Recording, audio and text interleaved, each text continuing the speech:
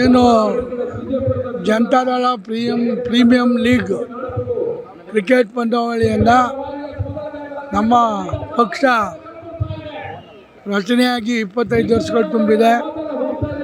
ಅದರ ಪ್ರಯುಕ್ತ ಸುವರ್ಣ ಮಹೋತ್ಸವದ ಅಂಗವಾಗಿ ಹಾಗೂ ನಮ್ಮ ಪಕ್ಷದ ರಾಷ್ಟ್ರೀಯ ಅಧ್ಯಕ್ಷರಾದ ಸನ್ಮಾನ್ಯ ಎಚ್ ಡಿ ದೇವೇಗೌಡರ 94ನೇ ಹುಟ್ಟುಹಬ್ಬದ ಅಂಗವಾಗಿ ನಮ್ಮ ಪಕ್ಷದ ರಾಜ್ಯಾದ್ಯಂತ ಎಲ್ಲ ಅಭಿಮಾನಿಗಳು ಸೇರಿ 24 ತಂಡಗಳಾಗಿ ಇವತ್ತು ಇಲ್ಲಿ ಭಾಗವಹಿಸಿದ್ದೇವೆ.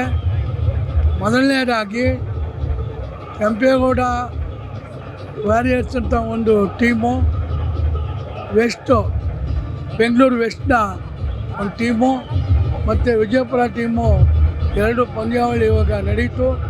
ಅದರಲ್ಲಿ ನಮ್ಮ ಕೆಂಪೇಗೌಡ ಟೀಮು, ನಾಡಪ್ರಭು ಕೆಂಪೇಗೌಡ ಟೀಮು ಜಯಶಾಲಿಯಾಗಿದೆ.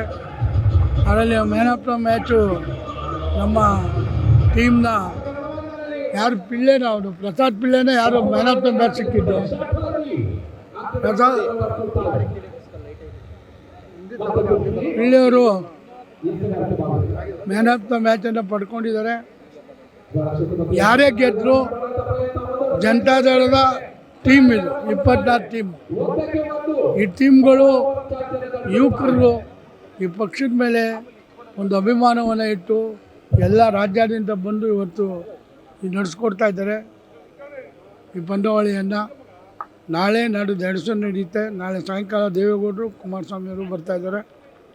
ಎಲ್ಲ ನಿಮ್ಮ ಮಾಧ್ಯಮ ಸ್ನೇಹಿತರು ಭಾಳ ಪ್ರಚಾರವನ್ನು ಕೊಟ್ಟು ಭಾಳ ಅದ್ಭುತವಾಗಿ ನಡೀತಾ ಇದೆ. ಯಶಸ್ವಿಗೊಳಿಸೋದಕ್ಕೆ ಎಲ್ಲ ನಮ್ಮ ಕಾರ್ಯಕರ್ತರು ಅಭಿಮಾನಿ ನಿಂತ್ಕೊಂಡು ಚಂದನ್ ಅವರು ಮತ್ತು ಪ್ರವೀಣ್ ಅವರು ಪಾಪ ಪ್ರಮುಖವಾಗಿ ಒಂದು ಜವಾಬ್ದಾರಿ ಅಂತ ಅಂದ್ಕೊಂಡು ನಡೆಸ್ತಾ ಇದ್ದಾರೆ. ಇದು ನಮ್ಮ ಪಕ್ಷದ ಒಂದು ಒಳ್ಳೆಯ ಕಾರ್ಯಕ್ರಮ ಪಂದ್ಯಾವಳಿ ಅಂತೇಳಿ ನಾನು ಭಾವಿಸ್ತಾ ಇದ್ದೀನಿ. ಮತ್ತು ಎಲ್ಲ ತಂಡಗಳಿಗೆ ನನ್ನ ಆತ್ಮೀಯವಾದ ಅಭಿನಂದನೆಗಳನ್ನ ತಿಳಿಸ್ತಾ ಇದ್ದೀನಿ. ಸರ್, ಈ JPL 2026 ಮುಂದಿನ 2028ರ ಸಾರ್ವತ್ರಿಕ ಚುನಾವಣೆಯಲ್ಲಿ ಯಾವ ರೀತಿಯಾಗಿ ಲಾಭ ಆಗ್ಬೋದು? ಚುನಾವಣೆಯಿಂದ ತುಂಬ ಮುಂದೆ ಇದೆ. ಪಕ್ಷದ ಇದು ಒಂದು ಪರವಾಗಿ ಮಾಡ್ತಾ ಇರ್ತಕ್ಕಂಥ ಒಂದು ಪಂದ್ಯಾವಳಿ ಇರೋದ್ರಿಂದ ಪಕ್ಷಕ್ಕೂ ಒಂದು ಶಕ್ತಿ ಬರುತ್ತೆ ಅನ್ನೋ ಒಂದು ಭಾವನೆ.